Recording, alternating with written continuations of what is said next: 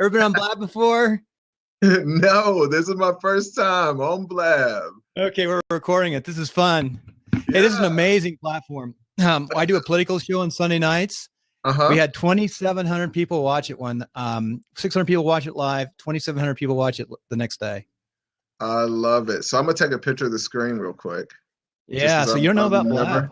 Yeah, this is my first one. I'm helping politicians and local city council members and stuff do a weekly Blab so they can talk to people. Nice. Fun. It's fun. I'm having a blast. Hey, so Ace, you're on I was listening to 109. I'm actually going to build my own app this week. I'm so tired of the Google app. I was listening to it. It was like, I searched your name and I was listening to it on the Google app. And it was like restarting it. I said, what is going on here? It was like in the search thing. Yeah. It's funny. I'm a big fan of, there's this thing called Zoom. Have you heard of Zoom? Oh, absolutely. In fact, I'm one step away from the owner of Zoom. Okay. Back in DC who puts in intelligent systems. Wow. Yeah. So because I've gone through, I've tried a lot of different things, and yeah, I have been happy with this, but this is amazing. I mean, the quality is unreal. Well, it's 480. We could do better. We could do better on other platforms for visuals, but it's so easy, the UI to get on. So you're on first time right now and you just jumped right on. So what kind of computer are you using? This is a Hewlett-Packard. It's the entertainment one with the speakers and all that neat stuff. What are you using for a camera? Just the camera on the thing. I do have the fancy mic, but that's not even hooked up right now. You know what we do with those mics? We throw those mics over here. Well, that's where this one is. It's over here. But we want you to get a $50 ATR 2100. Really? You get a $32 stand like this, and you look really cool. See the stand? And you stick it on here. It's a really heavy stand. It's like it's one you use for drums. You stick it on here, and you look really cool. I gotta get my cool looking. Well, this is my other one. Yeah, this is an ATR 2100. Stick the ATR right here. Now you really look like you know what you're doing. And that's half the battle, right? Yeah, and that is half the battle. So, look at this, $32. In fact, you can go up on Amazon and buy it through my account, and I'll get a ripping 4%. Cool. Yes, give me the link, man. I'm all about paying those who give me good recommendations. Netcasting 101. We're gonna go up. Come on, come on. This is on solid state drive. This one that we're playing with it. So here's the link. I'm gonna stick it in here. What's really nice is you can go back to this feed right here. I'm gonna stick this in here. You can go back to this feed later on Blab on my shows, and you can find the notes right down here in the link. So the link's on the right side. See the comments coming in from folks? Yeah. Hey, Nashville, here it goes. Chat, look, you're already getting people talking to you down there. Hey, Ace. Cool. Do you know him? Alex. Let's see. Probably. Up in Nashville, man. That's close by. Alexander. I was just up there. Yeah, I was just up there. We've got a fitness gym deal that we're working on up there, and actually a teeth whitening deal. So yeah, a couple things out of the Nashville area. I just did something crazy. I made you a host. Your first time you're a host. Oh, I'm hosting my very first time Make sure on. you recycle your computer, because don't stay on as host, because it'll hold me getting this up. What'll happen is after this, within about 20 minutes, I'll get another link. I'll automatically upload it to YouTube. So you'll be on YouTube within 30 minutes from the time we're done. And then I'll go and tweak that if I want to tweak that. Then I go and create today. It'll be into podcasting. Probably I'm going to try. I usually do my editing at night, but it'll be tonight. And so when you wake up tomorrow, it'll be on iTunes. Unless I really get motivated, since last night was the politics. If I stick it in below it, here sooner. But last time we did this, I was down at my mom's house in Southern California. I'm in Reno right now. I did 3 of them in the morning, and I thought they came out pretty cool. The sound wasn't great. I didn't get it up for a long time because I had, packaged a bunch of them, and I'm playing around. So I'm doing a daily now. I do a daily at 9 o'clock Pacific time. I do this every day, 6 days a week. And on Sundays, we do Meet the Voter, and I love Meet the Voter. That's my favorite show. And you're doing it 7 days a week on Saturday as well. Yeah. Plus, I engineer and co-host WP Tonic, which was number 2 in all of WordPress worldwide for show. Wow. So lots happened since you've been on last. Yeah, man. You're at a whole nother level. You're going fast now. And I've got some other stuff coming up that I'm going to probably announce next month. about politics and some of the teams and things that we're doing. So this is a great platform. Can you imagine your local city councilman coming up like Saturday morning, just talking to people? Yeah. Not that they would listen. They would do more talking and less listening. Yeah. So before we start the show, it's been about a year. What have you been up to this year before we start? And then we'll go into the show. We're going to be a little shorter than normal for iTunes because the end of the month, I've got so much bandwidth. Yeah, man. All good. So over the last year, we've shifted things quite a bit. Last time we talked, I was working quite a bit with folks on just buying their first business. And it's exciting. We're having my very first seminar that, I've taught at other people's events, but this is my very first event coming up this week down in Atlanta. I'm actually just working with my person handling the events, putting together itinerary, all that stuff, and the event's going to be a lot of fun. But the neat thing is we've helped so many people buy businesses that about half the attendees that are coming, we've actually done deals with. And this is a neat thing, is that since I invest in a lot of my clients' deals, I'm meeting people for the very first time that I'm actually part owners in their business. So that's going to be a lot of fun as well. Well, I'm going to ask you about, here's a business deal before we go. And plus, we're recording all of this. It's going to be up on YouTube, uncut, before we go into the podcast. Let's do it. I'm going to ask you a question before the show. 2 years ago, I thought about this. I think it's changing a lot. In fact, I watched one of the football games on CBS for free streaming up in the corner of my computer yesterday. It's on demand, and CBS broke their contracts with our local cable and stuff like that. So I can just watch streaming, and it's just beautiful. And it has all the commercials in it. I just watch it in the corner of my computer, or bring it on the iPad or phone or whatever it might be. I thought that all these news companies are going to go bust locally because I can go out with two people, a male and female reporter, and one person doing editing, one person selling marketing.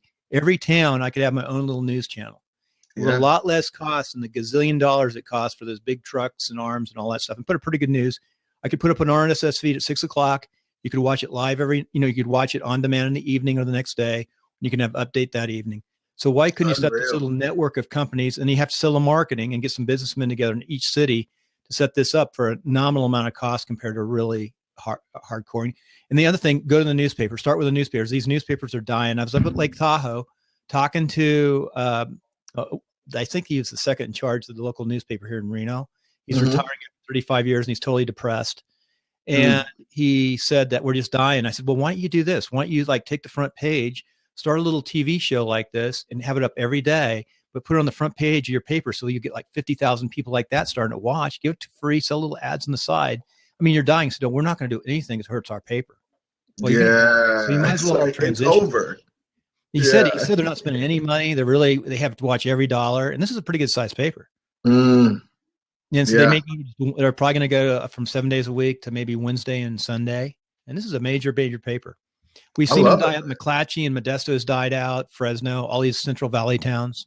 Yeah. I love that concept. And I can definitely see with, even with what we're on right now, if you imagine me out on the field, you're in the, studio, and, I'm on location with a phone, and it's the same thing. This is the setup. This is a Rode mic, and you will not believe the quality. I can get as good a quality sound with this. This is a S Plus, Apple S Plus. This little mic hooked to a remote, I can get excellent quality sound. You put a little toggle on here, and this is all you need for a machine and camera. So your setup cost is nominal, and it comes out good. What mic are you using? I'm actually buying the Rode, a mic this There's week. A specific one, the Rode 2 mic, and you get a remote thing that is designed for this phone, and it is as good as anything you'll get. Yeah, it's just we got to get one of those. It's just amazing, and you get a remote, and that's it. So seriously, I mean, you might as well send me the links on both of those. I'm going to buy both of those. But just think as a business guy, maybe we could put this together and sell it in every city or something, or sell it to politicians. What the heck? I think you could set. I think it's there. It's moving so fast. This platform we're on now didn't exist last year. Periscope didn't exist last year. This stuff is moving fast. Hey, so we're going to get right into the show, and we're going to keep this part here. So we're going to put a couple seconds of silence in so I can edit it for iTunes. Okay. Probably keep it a little short today because we're at the end of the month, and I want to look at all these people watching up above. See that? And I want them to come in. I specifically want Mike to come in for sure if he's still up there. He owns a very successful online insurance company, has been doing really well for years. I don't see him up there. He was up there earlier, Mike Sheehan. Oh, he's there. Yeah, I saw him. Well, Mike will come up and introduce himself before the show. Yeah. Mike, hey, how's it going? Mr. Vince Lombardi. You're recording, Bill. Do you know that? I do. Okay. So what I normally do is I have like an engineer behind me, making sure I don't forget to record. As long as I'm recording, I'm happy. Hey, Mike. Yeah, I want to do the pre-show for YouTube, and Ace is one of my favorites. He was on the show years ago. We have a good friend out of Connecticut who I think is the connector here. Jessica Rhodes. Yeah. Jessica, yeah. This is his first Blab. I'm going to check. My very first Blab, yeah. It says 0 days on here. Wow, I'm going to take a picture of that. 0 days. So Mike, I want you to You're going down to Atlanta? Yeah, heading down to Atlanta this weekend. We got an event, going to be hanging out in Buckhead. Yeah. Where are you? My insurance partner, he lives, I get down to Atlanta a couple of times a year. He lives, his office is up in Blue Ridge, which is about an hour north. Okay. North. Okay. But yeah, I was just in it. Yeah, I'm familiar. About 6 weeks ago or something. You know, we were staying right near where they're building the new stadium. Oh, yeah, man. Atlanta's an amazing city. I mean, I've been spending quite a bit of time down there since I just moved back to the country a couple months ago, and I'm in Chattanooga, just a couple hours north. And yeah, I've been down there quite a bit. It's a great city. Chattanooga's a great town too, though. Hey, we're just giving you a demo. Jim just popped on. We've had 36 people already check in to see who we are, and we've 11 people are live right now. And then what's the hands thing with the? We're gonna get some props right now. Yeah, we're gonna get your props up there. Those are called props. Ah, cool. You're doing really well for your first time. You're a natural. I started writing. I wrote an ebook, and I talked about before you create a podcast, put it up like 10 episodes up on YouTube. Really, just hook them right into YouTube. And then this showed up, so I'm rewriting the ebook. So I'm telling people now is just do a show on Blab and then put it up on YouTube and look at it before you do all the work of creating an iTunes. Hey, I bet you've been on a lot of podcasts this year. Yeah. I feel like it's probably over 100 at this point. They say that's even better than having your own podcast is go out and get another podcast. Right? Yeah. I mean, I think it would be right under for me as far as like interest and lead generation. Up at the top would definitely be just general social media, like Instagram. I feel like that is, I don't even have a huge following. I think I'm at 5,000, but the number of people that reach out and like contact me through Instagram is just unreal. Under that would definitely be video, and then being on other people's podcasts and that kind of thing. Hey, Jim, say hi real fast. We'll bring you guys back in after we do the iTunes. And yeah, I was just going to jump off, say hello, and I'll catch up with you guys later. Jim, all say right, hi. Great to meet you, Mike. Yeah, bye-bye. Jim, I'm going to let you go.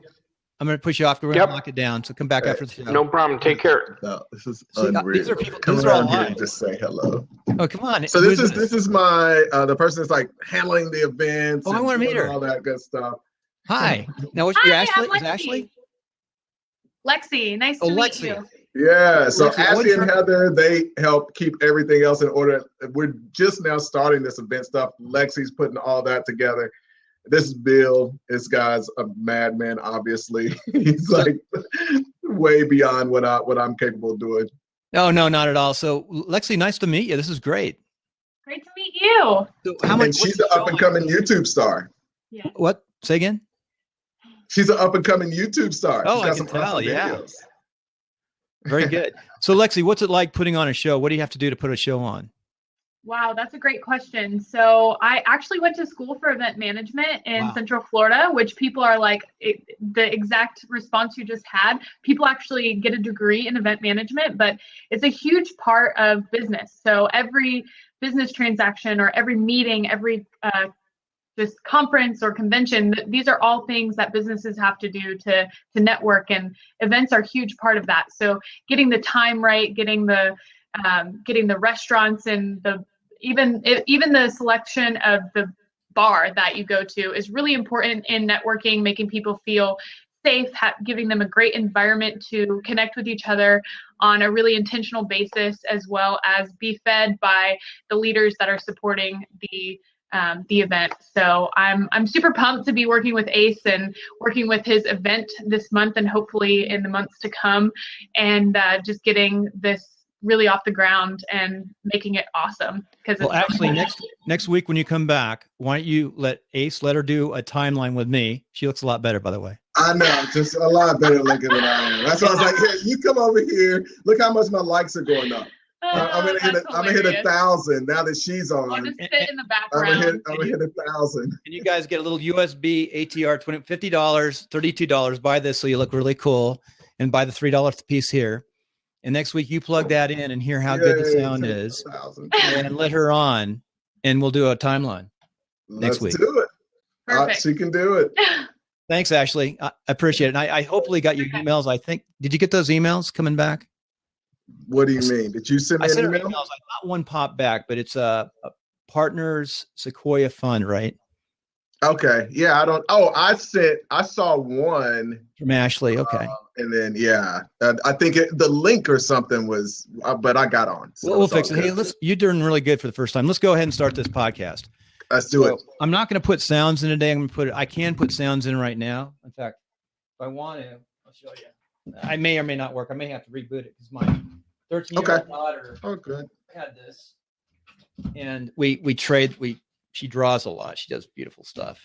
But you can also put post-production. My idea is to save time. That's the only way I can get this up every day, is to do things and streamline it to get the show up every day. Yeah, man, that is impressive. Let's see if this works today. Can you hear that? Yeah. Okay, if you heard that, okay, I heard it mine side too, so it sounds like it works. So we'll go ahead and start the show and use a little sound, and then I'm going to do some production. So ready to start timelines? Let's do it. So Sequoia, let me just make sure. The day is January 25th, and we're going to keep it recording. We're going to take some breaks in here because I'm going to put in a couple advertisements. Good deal. Chattanooga, Chapman, Sequoia Financial. I can go back and fix this post-production, work on your intro if I need to on iTunes. I clean up iTunes. So it's going to be short today. Here we go. It's going to be 3 periods. Yeah. You ready? Here we go. Yeah.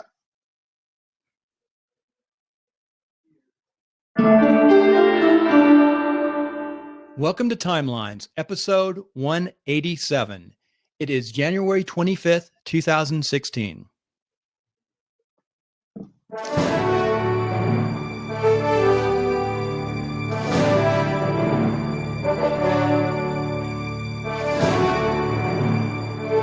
Today we have Ace Chapman. He's back on the show after about a year taking it off. He's seen a lot of change in the show, Ace.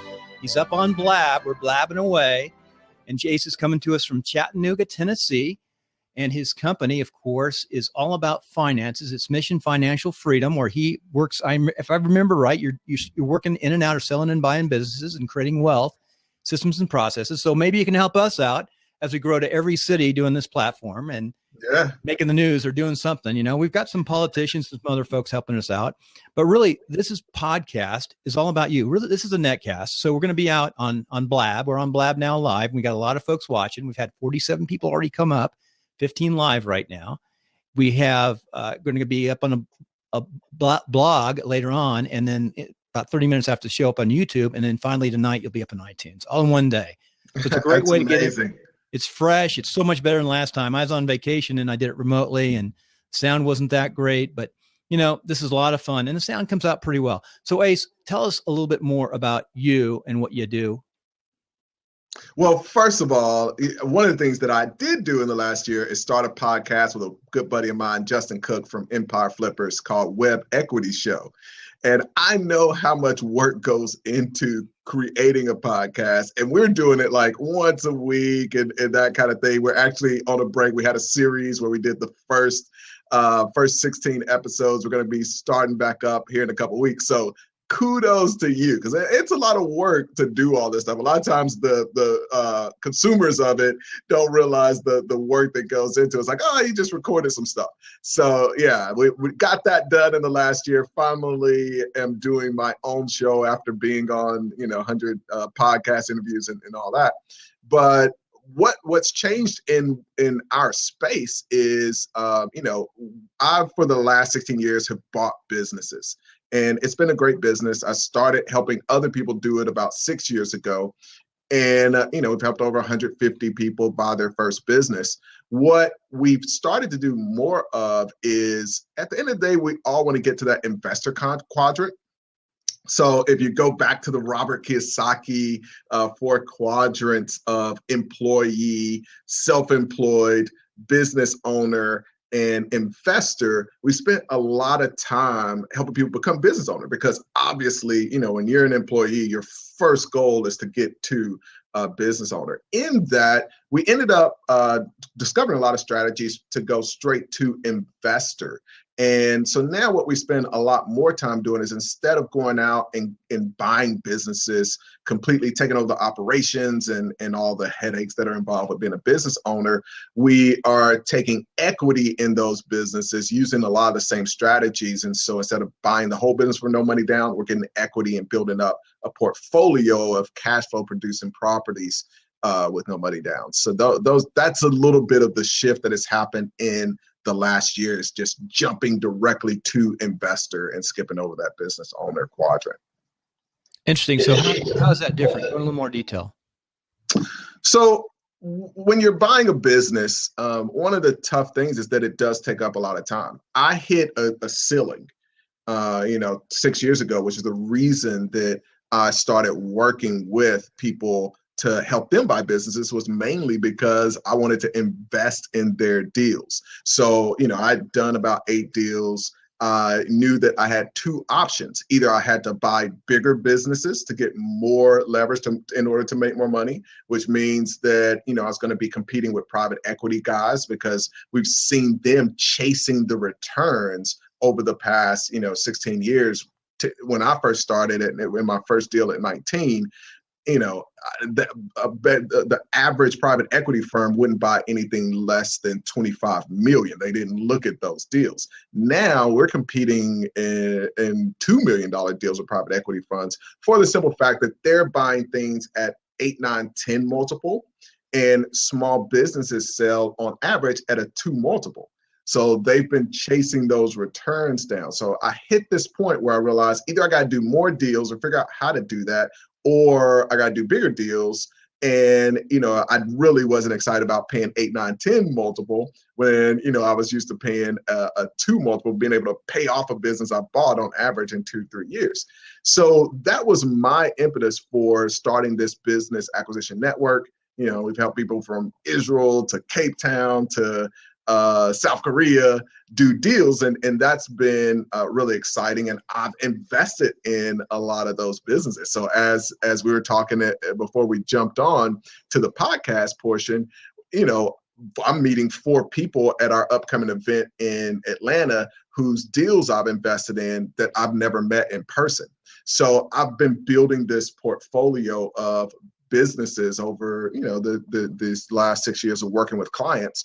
And what we've done in the last year is start to help clients move to that next level, where instead of them going out and buying the business outright, they can build a portfolio of businesses, and you're not tied into the daily operations, hiring, firing, figuring out what products are the best to have. So you have the main person that's running that business do those things, but then you're focused on being what I call a deal maker, which is going out, doing more deals, helping those businesses grow through acquisition, figuring out how to help them grow with marketing, and you benefit as a shareholder in that business.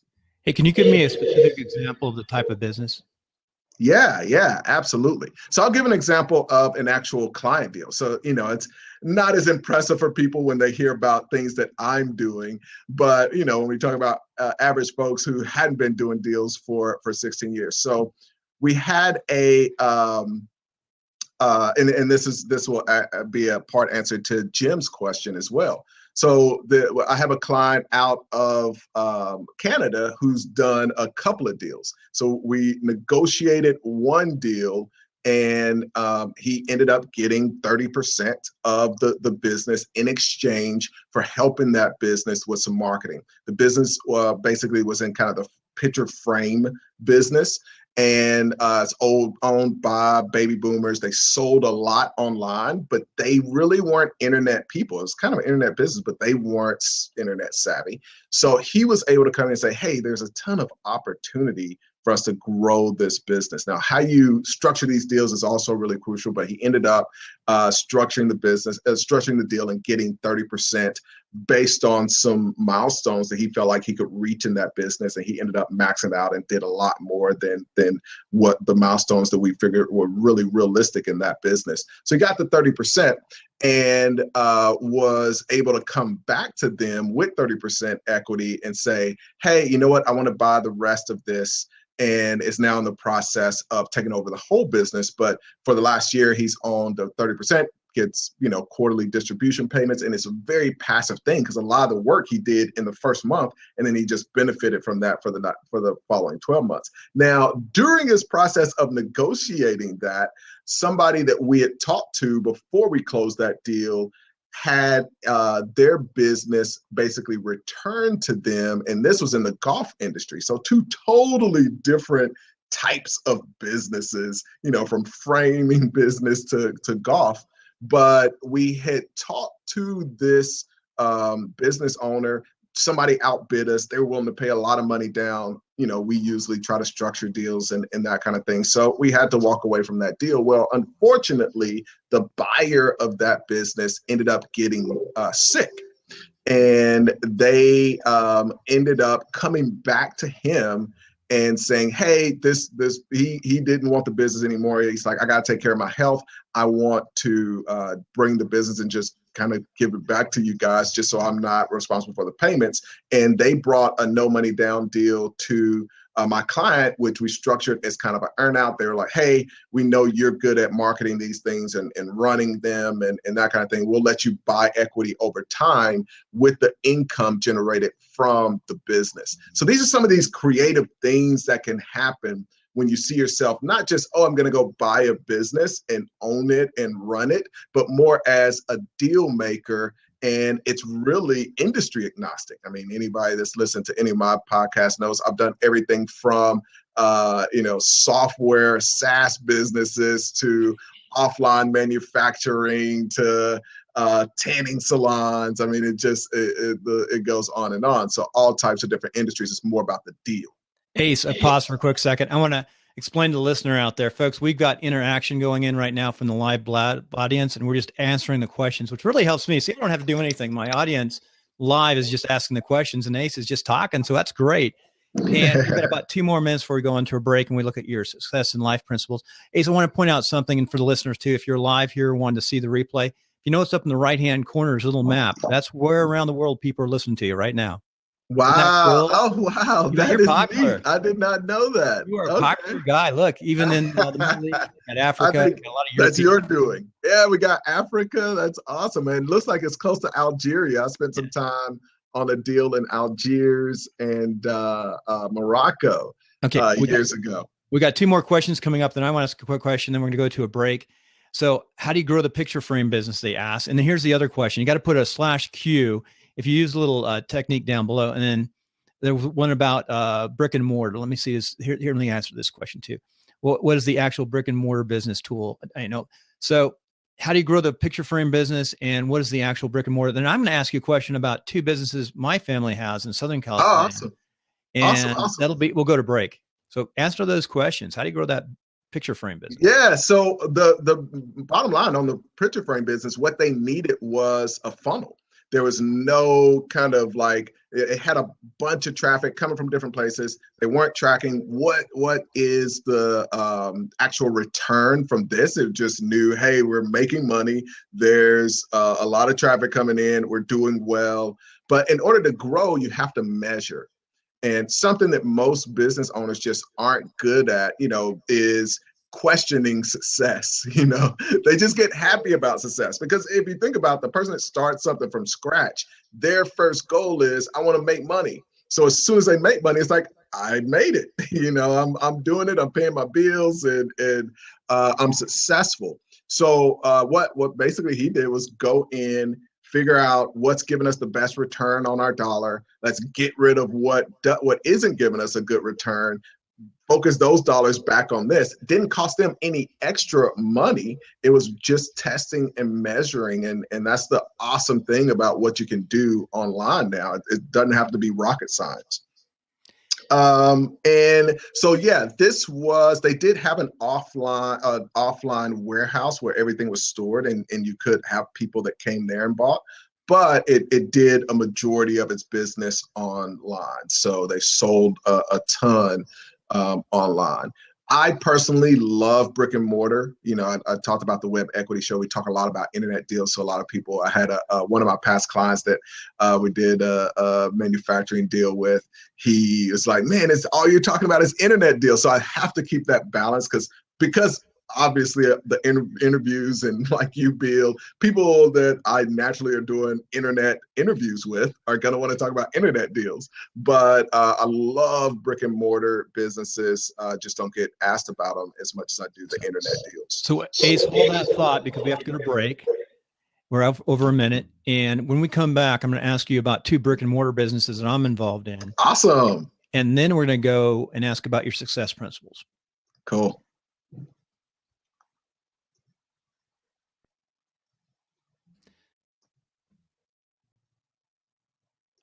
Okay, Ace, we're coming off the break. We had a nice little side discussion about my next question. Okay, my family, my grandmother and grandfather started a pretty good sized business, and they still have some properties left. My uncle and my mom have. And basically the businesses that we have leases on the buildings, we sort of transfer those businesses over the years with the building. It's kind of neat. So you have 2 different transactions. So one of them is a 6,000 square foot building, which is all free and clear in Santa Ana, California. And it's a dollar store and it's been very successful. We're about to renew the leases. So I'm not sure what to do. The business goes along with the lease and they do really well. They go down to LA, they buy all their product and they put it in the dollar store down in Orange County. And then the one next to it is a restaurant, which used to be a Cocoa snack shop. Well, it was the second snack shop ever built, and Coco's became a big company in the Southland.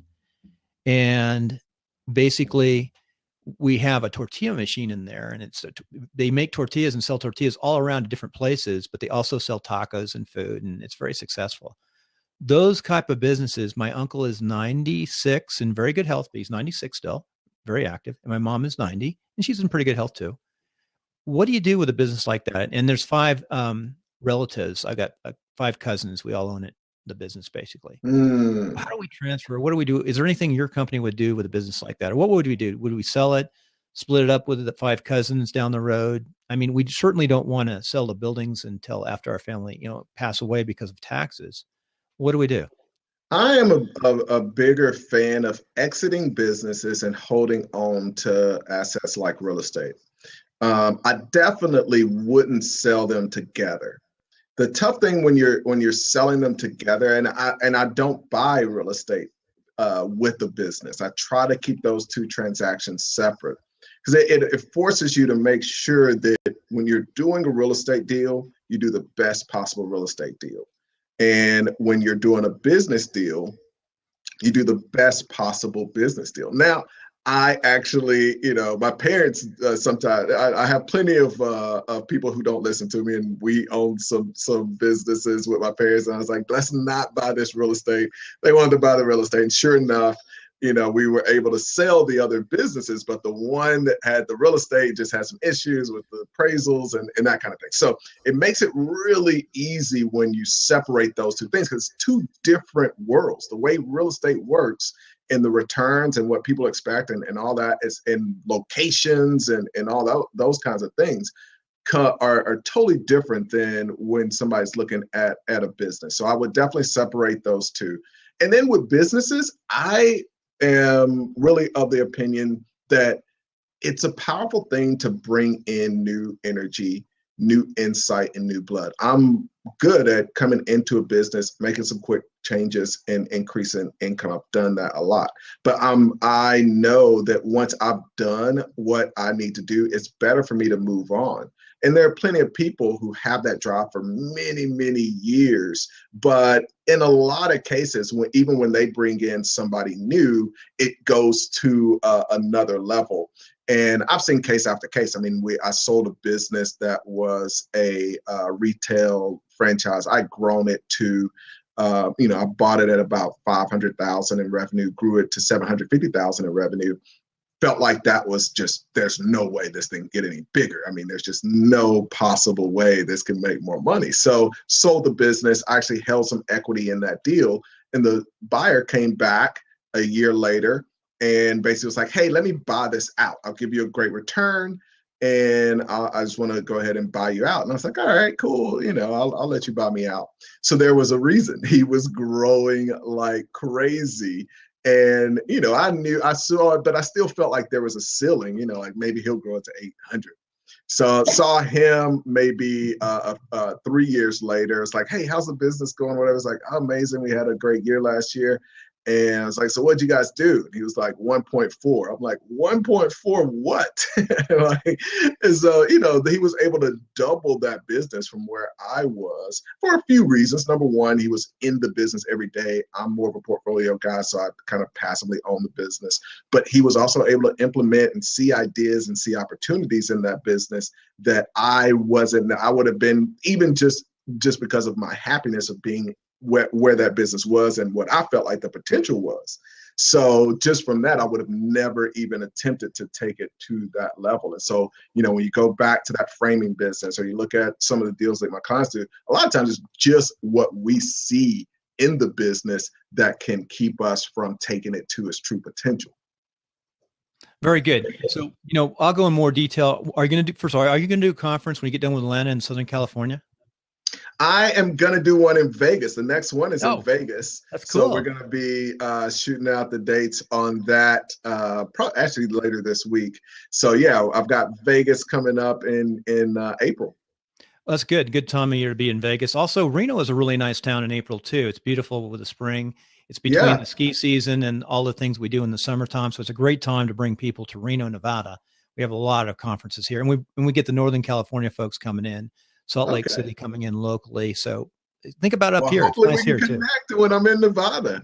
Yeah, it's very good. I go down there a lot into Vegas. So a lot of different things going on. So that's great, Ace. And so when you get to Southern California, I'd love to show you those buildings. And I think there's some possibilities there. It's kind of nice. They're clearing free. I own 1/6. But now we're going to go into the fun part. We're going to go into your life and success principles, and we'll wrap up this part.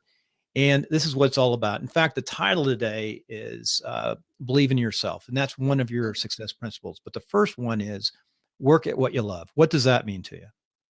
So, you know, I went through a period where, you know, I'd been a young guy doing this stuff. It was like, I just want to be as wealthy as possible. I want to be this super mega millionaire, have tons of money. And that was really my goal. And it got to a point where I was stressed. I really wasn't happy. I had a bunch of stuff and cars, and which really were just more headaches. And it was a long time during that period before I realized that, okay, doing more and more of this isn't really what I want out of life. And, you know, I'm at a point now where it's just the opposite. I mean, I've had people waive large amounts of money for helping with certain things or dealing with certain people and that kind of thing. And, you know, what's more valuable to me than anything is being around people that I love and enjoy, working with people that I love and enjoy. I mean, I've fired a bunch of clients it's like, I'm not really enjoying this. Let's not work together anymore. Here's all your money. And then also doing things that are fulfilling to me.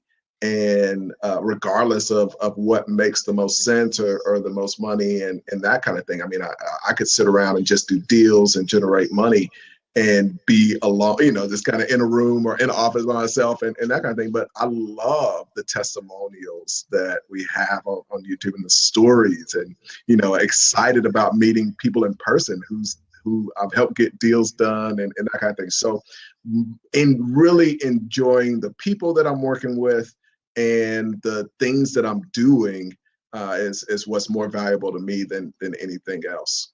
Now you went to CoolWall, upstate New York. And you were raised in Tennessee? Mm-hmm. Now, that's an interesting dynamic because it's cold up there in Tennessee. It's a different environment. Did you love going to school there? And the second thing is, what was your first job out of Colgate? So I had no idea how cold it was going to be. or I probably wouldn't have gone. Like I got into Colgate. You know, I was really looking at like Vanderbilt, Wake Forest, but then I got a full scholarship to Colgate. So it's like, I guess I'm going to Colgate. And people are like, oh, it's so cold up there. I'm like, I've been cold before. You put on the coat, it's all good. Like, no, it's a different level of cold. Like, your bones are in pain. It doesn't matter how many layers, the cold just goes straight through. So that part was rough, but I loved it. You know, I got up there, was really involved, and just absolutely loved it. While I was there is when I ended up coming across an opportunity to get a really leveraged deal. Like, I was a broke college kid just like anybody else, but I was using this online business that was a stock market simulator. Ended up wanting to just intern for that business my sophomore summer. And they reached back out and said, hey, we'd rather just sell this business. And that's when I discovered this whole world. So my first job out of college was actually running that business. And so I actually got a job after that because I held on to that business too long, which is probably why I'm trigger happy when it comes to selling businesses. So I held on to that business into the bust of the first internet boom back in 2000, and ended up getting a job at a bank, which taught me a whole new set of things. And after that, left that and started buying and selling businesses. So how long were you a banker? I was a banker for a year, and I was really honestly successful at it, mainly because I was still just an entrepreneur at heart, man. So I'd hired a couple of people to help me with the paperwork so that I could just focus on selling. So we were doing these financial products. I'm like, oh my goodness, I can't sit here in this office. You know, my time was the most leverage. I generated the most income when I was in front of people selling and all of that. So unbeknownst to the bank, you know, I was also a 21-year-old kid, so I was still making bad decisions. But it's life learning decisions. It was opportunities to learn. So I decided, you know what, I'm just going to hire my own people, get them to do this silly paperwork stuff, and then I'm going to go out and sell. So silly paperwork. We don't need finances. Exactly, right? So, you know, I got an office a block away in another building and had like my 2 employees, and then I just like take my paperwork over there, get them to do it all, and then bring it back. People were like, man, how are you getting all this done? And so I made a lot of money as a banker until they realized that like somebody else is working on some of my stuff.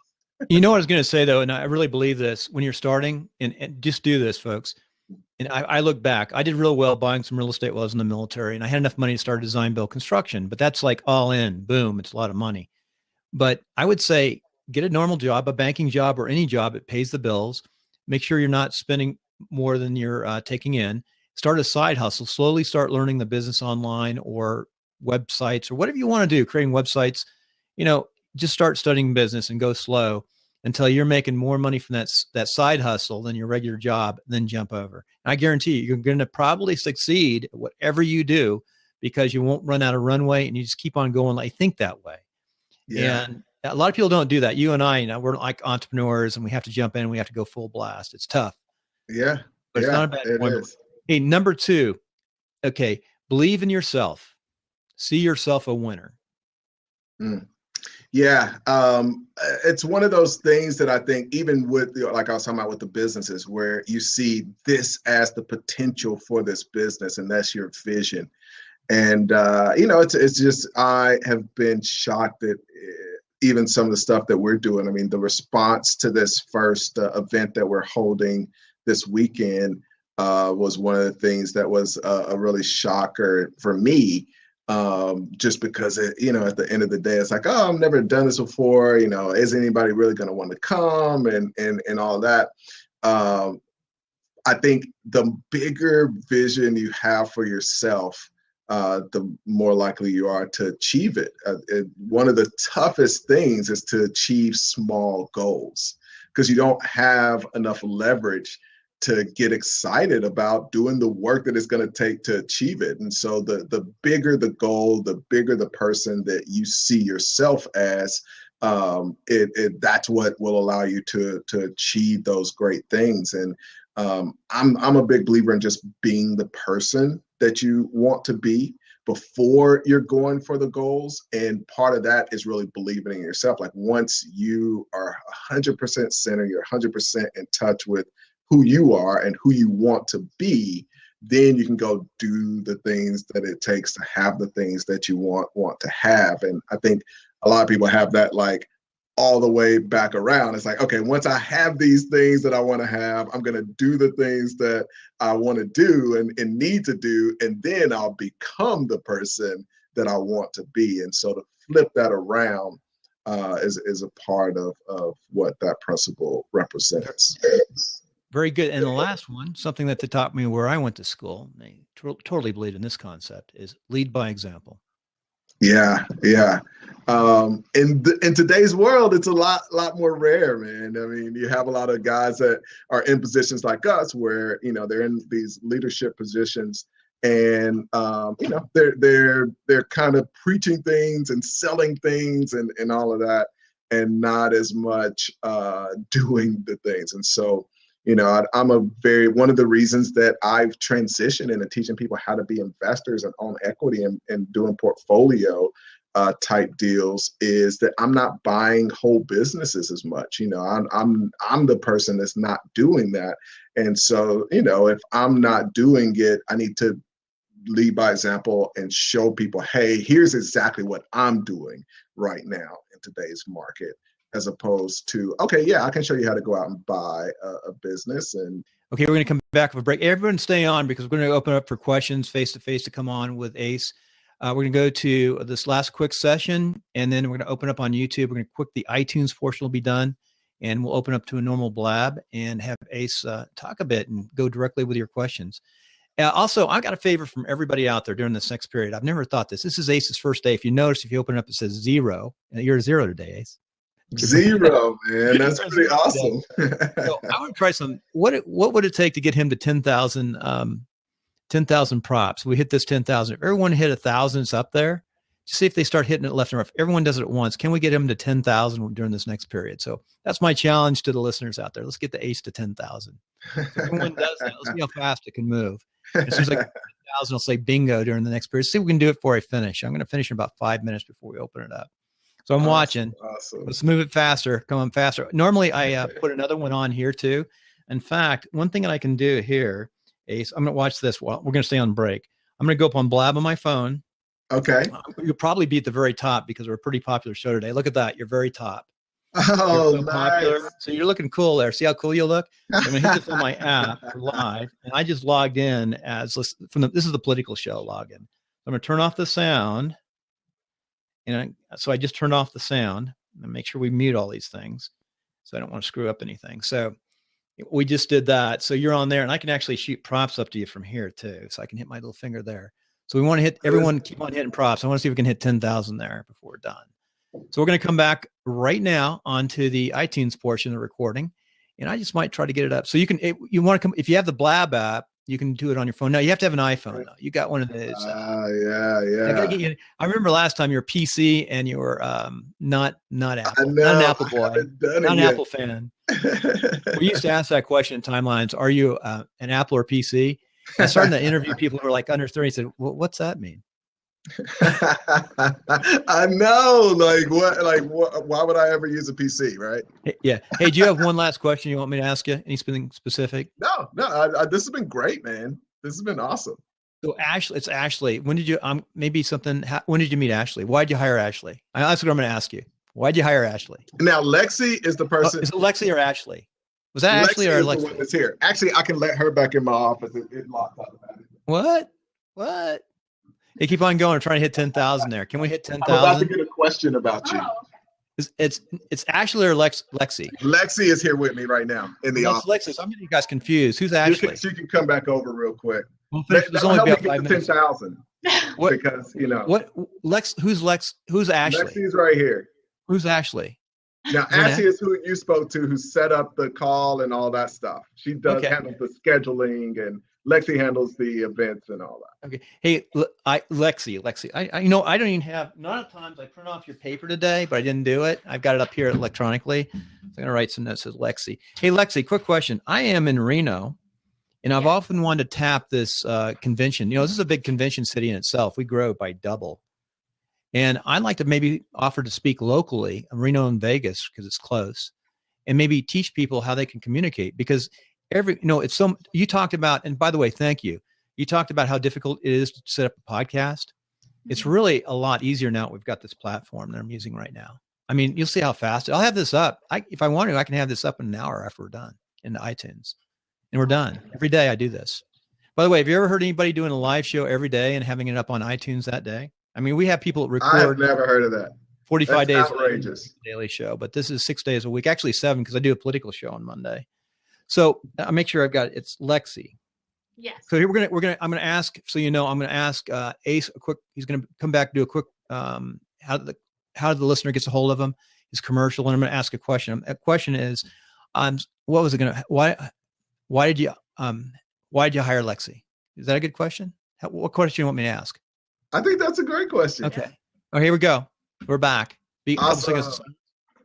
They're going now. Or my I want to get you to 10,000. I'm going to say bingo when we hit 10,000. I want to hit 10,000 before we're done. We only have like 5 minutes left on iTunes, but we'll leave it up. Okay. Let's see if we can hit it. It's fun because we're doing that both at live. So we're going to answer this question. I'm going to open it up so other folks can come on. Jim, if you want to come on. Oh, Mike is on. Go stay up, Mike. Mike. Now, I saw the not recording thing. Are we not Bill, recording? did you know that that whole last session was not recorded? Oh my! Somebody needs to push it down here. I didn't. Well, I put about 4 messages in there. He did. I was like, it's recording right now. Might be seeing it. You've got the host ability. You could have flipped it on. Well, no, I don't have it. I have to come on first before I can host. Oh, crap. I can bounce back off. But when did I not record anything? I can't get any of it. You know what? I wish these Blab folks. I love Blab. Blab is great. They need to make that break because I don't know how that happens. Yeah, that whole last section. That's why I kept sending messages to you saying, Bill. So, Take 2. Final question. And how do we get a hold of Ace? Take 2.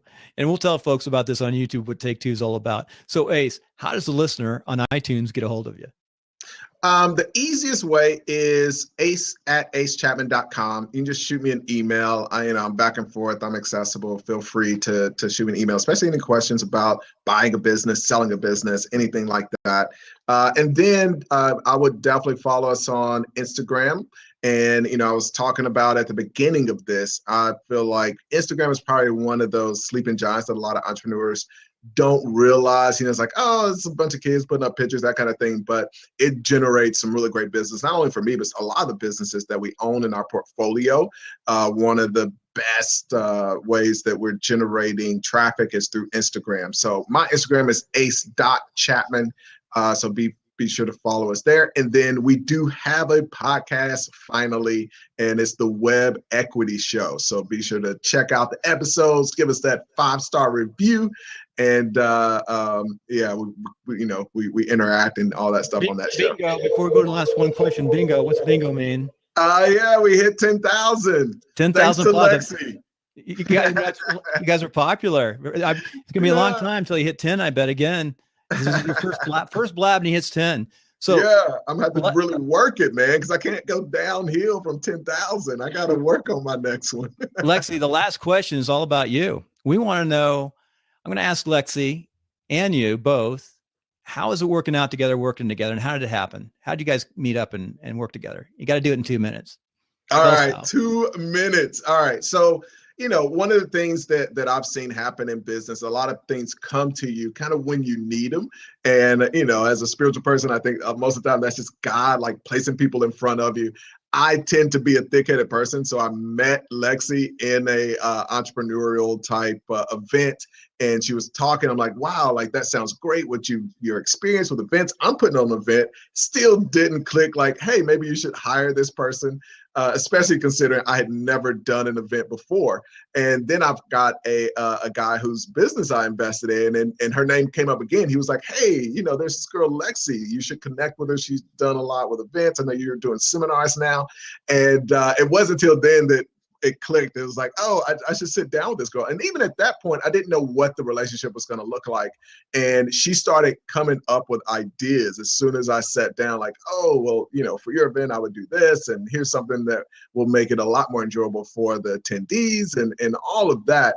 And I was like, well, I don't have time to do all of that, so I better hire you. So, Lexi, what do you think? So for me, it was kind of a match right off the bat. Like he said, we met at kind of a networking-ish. It's called Workaholics, actually. It's this really cool concept of people working from 6 p.m. to 2 a.m., just getting together with their laptops and working on stuff, but being in a collaborative environment. And we met there, and just the energy. I'm pumped. I love people. I really thrive in communicating. It's what I dream to do, is be a motivational speaker and communicate really clearly with people.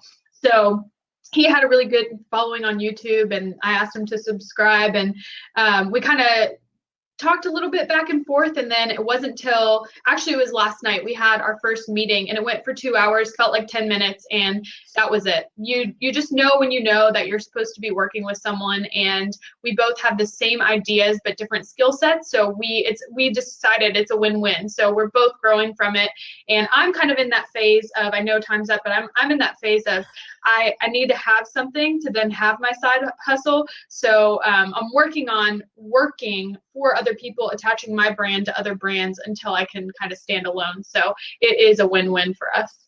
Lexi, stay there for a second. We've got a few questions. And Ace, I want to thank you for coming on. Also, this is amazing because you're just using your laptop speaker, but I think the sound is going to be phenomenal on the podcast. Wait and see. It'd be pretty awesome. You're just using your laptop, right? No other mics? Yeah. I'm just using the laptop. And I get that response. Like, I was using that other mic, and literally people were like, well, what were you using before? And I'm like, just the mic. And they're like, well, that sounds better than the. So yeah, that's why I have, I showed you the mic is right here, but I'm going to try the one that you're going to send me the link to. Yeah, the ATR 2100. Yeah, I threw the other mic over in that direction. But thank you. Stay on because we have some questions back on YouTube. So everyone stay on who's live on Blab. Got a few YouTube questions. And the other thing too, I'm going to say, is go over to timelinesofsuccess.com or timelinesnetcast.com. Show notes, put an ACE in the search, and you'll find both his shows, 109 and 187, or just go to 187, you'll find his show. You can also go in the podcast app, listen to this, and there's a lot of different things you can do, plus our show notes, and you can connect to ACE. So ACE, we got a bunch of questions. We're going to catch those on the YouTube side. Folks, don't go away.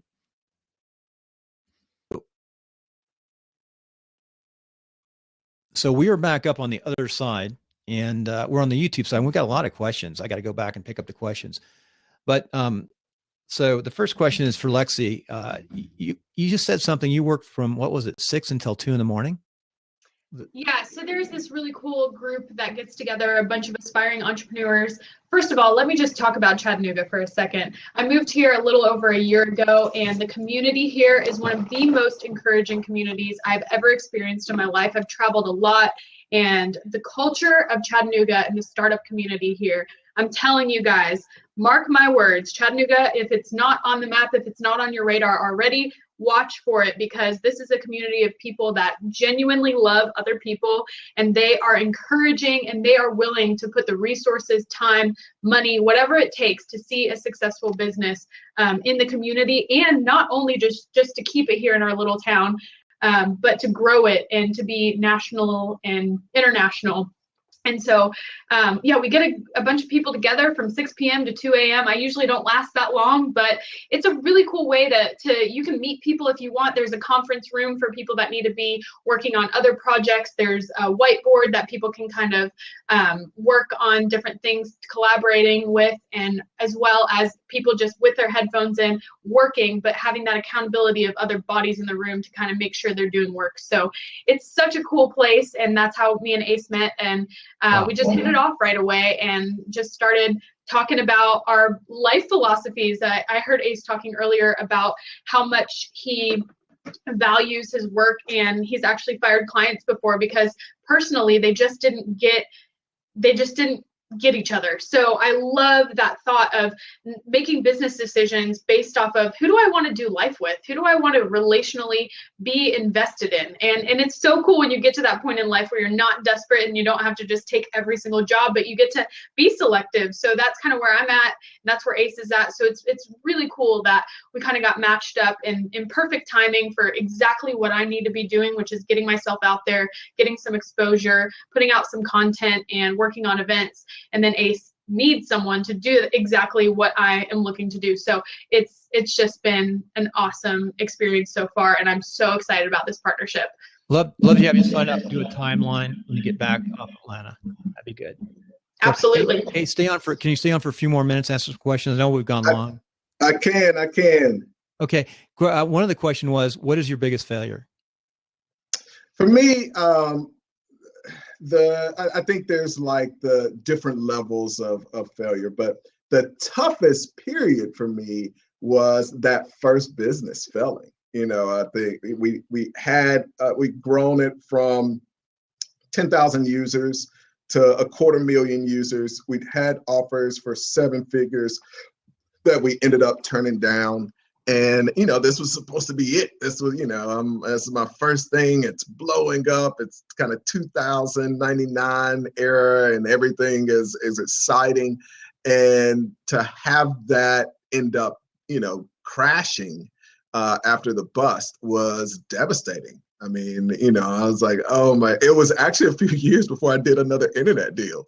I could not bring myself back to the internet for a while after that. And the upside of that is I started learning about how to do brick and mortar deals. But it was one of those things that was a really tough thing. And you go back to talking about Colgate. I had a full ride at Colgate.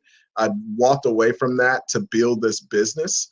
And had investors that wanted to do invest all that stuff, and so it was for like I said, a 21-year-old kid. It was a really some serious things to be dealing with and really tough. But I think I'm a very big believer in strength only comes from those tough periods, and it makes dealing with things now a lot easier. Hey, Lexi, we have another question. And is Lexi on Blab? I currently do not have Blab, but if you want to look for me on YouTube, Lexi Bouchard. Bouchard is spelled Bouchard, and Lexi without an E at the end. So Lexi. Find me, subscribe, and I'll motivate you. Yeah. Be sure to give some thumbs up. She'll be on Blab next week. Yes, yeah. Absolutely. Lance, how long did it take you to get on Blab? Figure out. I sent you the link, so you figured it out yourself. What did you do? It was maybe 5 minutes. I clicked the link, connected my Twitter, and I was on. Mm-hmm. So normally I can come on this other account and show you what the screen looks like in front of me. I'm working on that. So, okay, folks, do you have any other? Mike, why don't you come up for a second for me? Show him, because Mike is helping me on the backside. He's engineering this. Hey, great idea. When you set up these systems to do really good shows, the #2 show in WordPress has been one of the shows that I've engineered and I co-hosted. But the main guy is an expert in WordPress. He's connected me with the very top WordPress people in the world, and he really is a producer. So when you really want to do a great show or create something, and you know this, Lexi, and Ace, I assume you do too, is you really need a producer, someone to set up the show, do all those things. You need a sound engineer, and you can do them all yourself, which is tough, and I've done that. But you need, and you need someone checking the Blab and the notes. And so Mike is like acting like he's the behind the scenes monitor, checking the notes and making sure that no one's putting stupid stuff on and knocking them out and blocking. We've blocked a few people from the show, so you got to do that too. Mm-hmm. But Mike, you have a question. Mike has been successful, 10 years on business with his insurance business, finds that he can have more lifestyle and more freedom doing what he does. Tell us a little bit about it. Well, I wanted to say, Ace, and this is just an amazing platform because my partner, who I mentioned, lives up north in Atlanta. We, aside with our insurance business, we have been focusing on buying businesses, and the niche that we've been in is in the veterinarian business. Interesting. So we need to talk some more here because. You guys need to meet. So, and I know being in Blue Ridge, he's not far from Chattanooga. Yeah, man. And that's I've done a lot of deals in a lot of industries, but never in the veterinary industry. I've done a grooming deal that we did. No, yeah, that is interesting. Yeah, so I'll need your contact information, and I'll try to hook you guys up because we have an office in Atlanta, but he's more up in Blue Ridge. He travels a lot, but yeah, we've had some agent meetings in Chattanooga a couple of times, so I know that's not far from where he lives. Awesome. Yeah, happy to do it. Because he does a lot of kind of no cash sales. Yeah. So what's going on in that industry right now? There are a lot of baby boomers that are starting to sell. Here's the reason it's so attractive. A lot of veterinarians are older males, all right, 50, 60-year older males. The majority of people coming into the vet business are females. So what he's doing is he'll go into a community, see a particular vet that wants to retire, and reach out to some other veterinarian businesses in the area and try to bring them all together. Okay. But and then too, the pushback he gets sometimes is the female doesn't necessarily want to own the business. Okay. Because they may want to start a family or whatever. That's great. He can make it happen where the retiring vet may get 2, 3, 4, 5 times the value of the business rather than selling it outright. And he's some neat, and then on the backside we do all the life insurance, the buy sell, the key man, that kind of stuff. So that's another conversation to have for you, is us being a resource for that part of it as well. So very cool, man. So Ace, I love this stuff. So hearing about different kinds of deals, man, that's what I enjoy. So instead of a podcast, you could be doing this once a week, bringing up all the people who want to do deals and bring them together, let other people watch those deals being put together. How's that for now? Yeah. I love it. It's a pretty neat. And then I just screwed around. That's my iPhone right there. So we're just getting the iPhone. You can see this is the secondary bedroom. No, that's it's Bill's twin. Yeah. Bill's twin just joined us. They tend to move in the same way. Yeah, that's funny. So they're just playing around with stuff. That's some of the things you can do. I'll take this off, but the other show you thing what it looks like on the desk. I put full-size monitor here on accident, so always learn. There's the camera up there. So are you doing Periscope much, Bill? No, I'm not a really big Periscope person. I started off on iTunes. Really? I got into iTunes and I realized I really need to learn the platform of understanding the WordPress platform. That's where you make your money online, is you have to have a really solid, robust platform that works on the online stuff. And you have to be able to, I have some tools that are very tough. So that's been the challenge. I'm going to push me off here. Now, Ace, how long are you going to be in Atlanta? I will be there Friday through Sunday. All right, but you'll probably be pretty tied up, right? Yeah, it's going to be a little bit of but I'm down there a lot. Well, I put my email in there. I don't know if you saw. I put my email in the thread. So okay, cool. So just send me your contact information. Mine is real easy. It's and I'll ace@acechapman.com. Hook you guys up, and who knows. Cool, man. Excellent. And what part of Florida he goes around? I mean, he goes around to national veterinarian conventions and talks about this stuff. So. I love it. So we got another question. They have to put a /Q, and I can actually put their name up when they do a question. So I just relayed it. There's another question. See it? Any relationship to Brendan Burchard? It's so funny that you asked that. No, actually, we do not have a relationship, but I do value his work and his opinions. And I have a friend that went through his Master's Academy program and absolutely loved it. So I think that there's something to it, that we have a similar name and we're doing similar things. But one day I'll meet him, but I don't know him yet. Ace, quick question. Do you have any other windows up right now, or just the one window? It might be. Oh yeah, just this one. So if you open up another window, sometimes you get an echo. So you got to be careful you don't open. It might be me, because I'm screwing around my machine here, and I've got like full screen right now, and I'm hitting escape, and it's not getting out of the full screen. So I'm stuck on the full screen right now. So. Kind of fun. So I'm looking through the notes. Mike, you see any other questions? I didn't see any questions, but I'm kind of curious to let Small Biz Show jump in, because it says she's from Maryland. So I'm wondering if she's stuck in her house. So I'm gonna. That's a good question. Yeah, what's the weather like in Tennessee? Let's see if she's stuck trying to dig out of her house. Hey, stay on. I'm going to go in and out of the show, so just All right. stay there, Mike. You manage it. I clicked her on here, so I don't know if she needs to refresh. And we actually gotta hop off as You're gonna roll as well. Unfortunately, yeah. Well, yeah, Ace. Let's. I'll look for your email. We'll talk and see if I can hook you up. My partner's name is Mike as well, but we'll talk more. And Lexi, it was nice meeting you. Great to meet you. All right, guys. Awesome day. This was awesome. I'm back. Okay, yeah, you came back in time. So we gotta head out, Bill. Okay. But this has been excellent, man. Thank you so much. Well, have a good conference. Tell us about it when you come back, and go ahead and sign up. Let me put. Let's talk about next week. Let me drop the link right, real I'll sign fast. off. And folks out there, we're always looking for good people. If you know someone who you think should come up on this daily show, oh, he took off. That's okay. I'm going to stick. He's still up there listening, I'm sure. I'm going to go ahead and stick the link in here and send him a message. So, Mike, that was, this is a good show. Hey, by the way, yesterday's political show. Yeah. It must be you. I'm getting feedback. Hold on. You want to read Jen? And well, no. I'll just. And I'm on hold on a phone line, and so I may have to jump off. But I've been on hold for 31 minutes. Who can you say who with? Anybody else? Welcome to come up. By the way, we like to keep the show going until about 10:30 Pacific time, another 11 minutes, and then I'm going to edit this right away. Hey, we hit a home run yesterday with the political show. It was like 3 Bernie Sanders and me.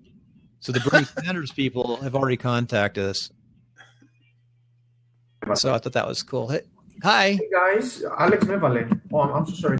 Yeah, guys. Where are you coming from? Where am I coming from? I live in Chicago now. Where? Chicago. Oh, Chicago. Yeah, I bet it's cold up there. It's okay. It's been colder anymore. You got that Canadian accent. Really? Damn. So, I'm not even a native English speaker. I'm half Chinese and half Greek. That's an interesting combination. I know, it's very philosophical. That's how I became a lawyer, democracy, Chinese tradition, you know what I'm saying? So what languages can you speak? I don't speak Chinese, don't ask me. I speak Greek if you want, but not Chinese. So, Nin Hama, Wohan Ha? I don't know. My mother never speaks. Hello, how are you doing? Very good. Okay, but so, Jim, how'd you like the show? What do you do? What do you do? What is the conversation about? It was all about Ace Chapman. He basically sells, buys businesses, puts partners together. It's sort of a neat little tag what he does. It's kind of interesting. Oh my God! You are going to vote for Cruz? What? Are you going to vote for Cruz? No, I don't think I'm going to vote for Cruz. Since if you go to our political show, which is called Meet the Voter at meetthevoter.com. The other one is like you just keep going with the phone. He needs another one like this and do that. No, on Meet the Voter, you can see that I'm a Rand Paul supporter.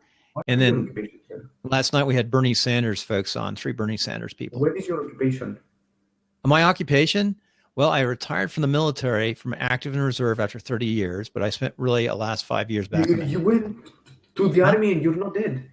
I was, yeah. And spent 40 months in Afghanistan. And then I was a design build general contractor when I was in the military. Have you ever killed people? Say again? Me? Yes. Hopefully.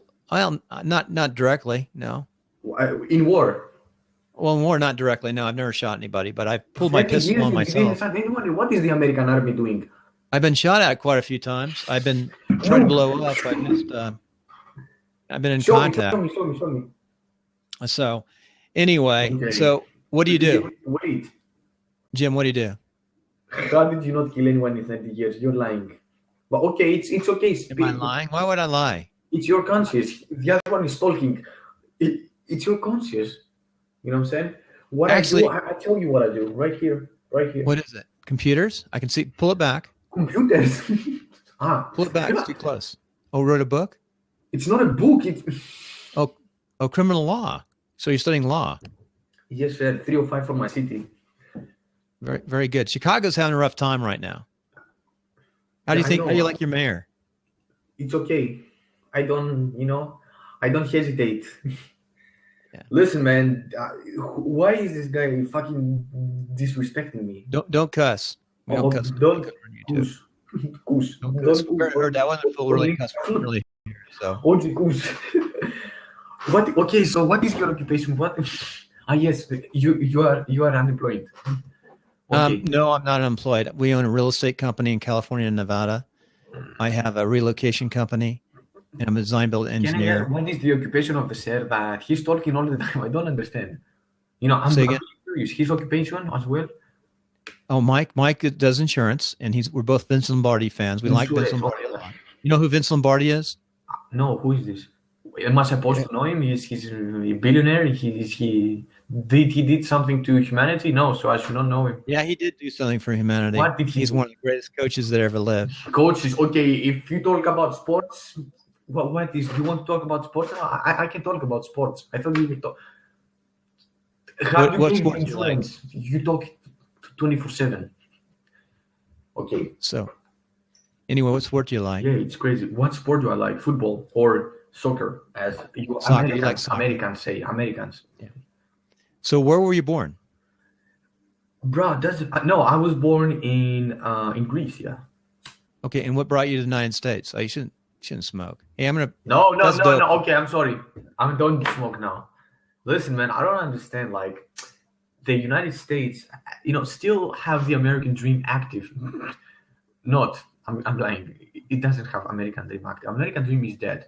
What I would like to be is to become the new U.S. president, amend the Constitution, in the simple fact that if a person has lived in the United States over 10 years, has received education, and can pass a nationality test, he can become the United States president.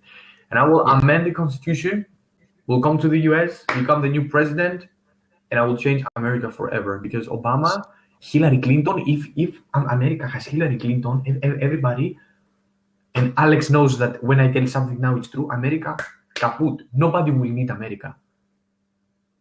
America will need Europe, Australia, it's crazy.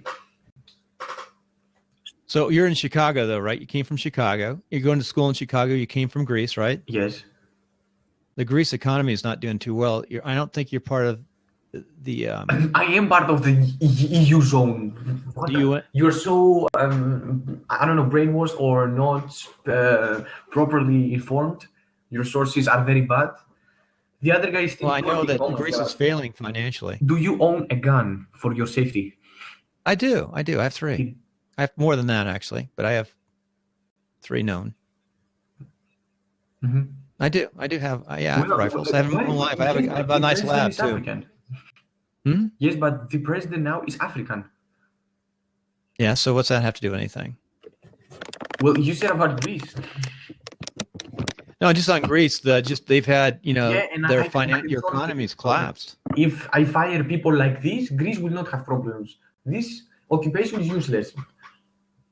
Problem in Greece is what they say, at least, because it's so socialist and there's so many government programs that the weight of the social programs have Sir, I'm so tired of you. Tell that John Kalaras is Greek. Who is Kalaras? Go see him at the Illinois Technology in Peking. Please use. You should come up. You know what you should do? I'm going to invite you to come up after the main show on. You don't make any money. I only care about the money. Listen, Beats. I told you now. I tell you. Talk about Greece. We'll use Greece for an example on Meet the Voter, meetthevoter.com. Mike can get this. You say I'm a Greece. The Greek stole. America was not existable at the time. You were still the monkeys. Sorry about that. Right? Guys. No, I know that. Yeah, fuck you too, man. After 2 hours, you do me like this. You do me. Mike. Real fast, Jim, from Greece, we're talking about the Greece economy. He'd be great to come up on the second half of Meet the Voter, meetthevoter.com, and he can tell us how great place, how well. When I heard that, I'm thinking, he needs to be on Sunday. But let me just mention a couple of things. Let me mention. We're going to come back on. Huh? Go ahead. Well, I was going to say. Okay, serious conversation. You want serious? Let's go serious. What's up? No, just a couple of things here. Because you may get some pushback. What you're going to want to do on Blab is have a real profile picture. I don't really want to do that, sir. Please change the subject. No. Okay. What? Well, it's going to be difficult for you to get people engaged with you because they don't want you to be a secret agent. Because there's a lot of. I just pushed him out. You can talk to him now. Good talk. No, that's okay. I mean, it's I know there's people, they won't even let anybody on their Blab unless they have a real profile picture and something in their profile, because you don't know who you're talking to. So it's because this stuff is it's just not, it's not worth the risk. I like this part of Blab though. After the show, I like to stay on at least till 10:30. I really need to do editing right away. Let's stay on another 10 minutes and just sort of what got Jim has been trying to get on here. So no, I agree. And I really appreciate you coming in the backside there and working the messages. I was Xing people out too. He would be ideal to come on after the iTunes coordination to talk to my Bernie Sanders friends and my socialist friends, and we could talk about Greece. Oh yeah, that's a great. Well, somebody's head might explode from what just a little bit I could get from what he was saying, because you'd have three people that weren't listening to each other. Yeah, that's true. Well, that's true. Yesterday's show came out pretty good, believe it or not. Well, I saw the beginning, and Jonathan was on a roll there, but I had to pull off, so I didn't hear the end. But well, I listened to it this morning. In the morning when I wake up, I listen to the show on iTunes, and the iTunes came out really nice. The sound was excellent. Yeah, I didn't know if Rob got on, because I know Rob was. No, Rob didn't come up. He was on watching, but he didn't come up yesterday. Okay. I'm going to go ahead and buy an app for timelines. I'm also going to put the Meet the Voter show up on Timelines of Success and rechange that feed over to Meet the Voter. So we're going to have it up in two places. And just, on just a couple of things, and I know people are kind of dropping off here, so sorry about that, but I must be bumping them off. But people are having trouble getting on, and easy enough. Hey, you got to sometimes not necessarily just refresh, but also just sometimes even turn off your computer. Reboot your computer. Yeah, that should help on that, because we had a bunch of people trying to get on and there was no visual. So yeah, but I don't know, they couldn't get on. They just need to reboot. I just shut off this too. Maybe I'd be pulling bandwidth for myself. Another thing too, that app that I interviewed last week, the guy on, I've tested that. Yes. It pulls too much bandwidth. I'm glad you mentioned too, because I saw there were some updates, and I didn't want to get into it now, but I wanted to talk to you more about that. And also that site that you were sharing with me, it was able to work, and I'm guessing with your wife's open house. Yeah. So was I just when I clicked that on, it was just going to show more about that particular PDF. Okay, so what working? I just wanted to. I need to go in and tag that PDF so it brings you back to our main site, which I can do. I just didn't do it. I got a little behind the power curve this week. What I'd like to do on this timeline show with you, Mike, I'd like to go ahead, and I know you want to start your own show, but for now, because you'll be up on podcasting too, why don't we pick one day? It's you and I on. We'll come up and it'll be part of timeline. Maybe we can make it a timeline, but just focus on maybe real estate and insurance professionals, and bring a third person on and interview them. Sure. That's fine. I mean, it's you crawl before you walk and stuff. And I guess in our last few minutes, because I've listened to her a bunch of times, but never really talked to her. If Kristen wants to jump in here, because I've never had a chance. Is she there? Yeah, look at it. She's giving you all kinds of props. She's busy. She's busy with a propter. Kristen, who you want to drop in? Chris, do you know her? You had some great people on, and I was trying to email them saying, "Hey, you'd be a good guest on Bill's show. Please reach out to him," because there were some great people that were listening in today. I like two things. I'd like people to go up on iTunes, if you have an iTunes account, and just rate the show timelines. I can talk you through that too, Mike. I did a tutorial. I need to do a new one. Okay. Just go up on let me pull up the iTunes link. So what you have to do. And I'll do a little class real fast to get going. There's Jim. Jim, you see if it works now. It usually comes across fine. So I'm going to go. You go into your iTunes app. Yeah, it's still not. Go to iTunes. It's still not working. Then from iTunes, you go into iTunes. If you just type in the word in the right-hand search, type in Bill Conrad. Oops, I spelled my name wrong. I put 2 D's. So you type in Bill Conrad, and you got to go to the iTunes store and just type in Bill Conrad. And then just scroll down until you find podcast. I'll be Timelines of Success. You'll see my 3 podcasts. And then it says subscribe. Well, you go down below. You just instead of hitting subscribe. In fact, I'm going to put this link in here. Yeah, put the link in and make it simple for everybody. You go up and rate and review on the right side. I'm going to drop the link in. So I'll talk folks through this. If you get up on that link, I'll show you how to do a review right now. See if folks, if they have iTunes, can do a review. Jim will bring you back in. So I just dropped in a link. If you have iTunes, that'll take you to iTunes. You have to have an iTunes account, which takes a credit card. Hey, Jim, you look a lot better now. Yeah. Do you know Mike? Very well. Hey, Michael. Hey, how you doing? Excellent. So I'm on that now. So it's the first one says 186. Let's go through this. Yeah, 186 was Meet the Voter. So as soon as I put 187, I'll come up. What I want you to do is it says subscribe. Don't subscribe. You don't have to do that. You do that on your phone. I'm going to go ahead and make an app. with this show because it's getting popular enough. But go up on the right-hand side, right across from Bill Connor. It says details. It's like in blue. And it says rating and review. Click the rating and review. Hold on. I'm looking at. Go ahead and click the rating and review. Jim, what we're doing, have you ever been up on iTunes, Jim? No, I don't do anything with an I in the beginning. Well, you should. You should. That's like the world. I tell people, I teach people in netcasting. I use mostly Apple platforms. And there's another guy who does all PCs. You really want to go to the guy who specializes in that platform. I can do PCs, but I'm really an Apple guy now. Yeah, I have 25 years when I switched over from Android to iPhone, it opened a whole iPhone. Even if you have PCs, you should be using an iPhone. Yeah, open a whole new world. So. iPhone's more stable. So what you do is you go into rating and review. Do you find that? So I just dropped in the link. You click the link. You have to put your credit card. To have an iTunes account, you have to have a credit card, and that turns off some people. Right. But there's a lot of people with iTunes accounts. So you go into rating and reviews. You click that. You're up in the show, and down below that it says customer rating. So you hit the stars, whatever you feel. 5 is nice. Hit 5, and then you say write a review, and you just say something like entitled "Great show, wonderful show," and say I like how you do it on Blab and turn it into a podcast, and then submit. And that helps us in ratings in iTunes tremendously. Mm-hmm. And I haven't pushed that. And that's one of the most important things on the ratings in iTunes. Now, you start getting 3,000 downloads an episode, you're going to make some cash. You're going to get $15 a commercial, and you're going to get at least 3 to 5 commercials for that episode, 15 per thousand. So it's $45 a commercial times 3 to 5. So about $150 to $200 an episode. So if you start building after that. So that's not bad. And it starts building if you get a good show and get it up and meet enough people. So it's real important to get ratings. It's nice to see the ratings start. I really haven't focused on ratings, but that's real important. And you've done it. So what's up, Jim? What are you doing today? I'm doing everything I can to promote your show on Friday. Thank you. I picked up on the 2 things of interest to you. Mike will tell you I talk very fast, but I listen quite well. I've touched all of my politicos. Shocked in terms of the hundreds of thousands of people they're connected with. Okay. And driving them to your Friday show. I did get a call back from Chuck, who said, I got a time issue and I really don't do Blab and blah, blah, blah.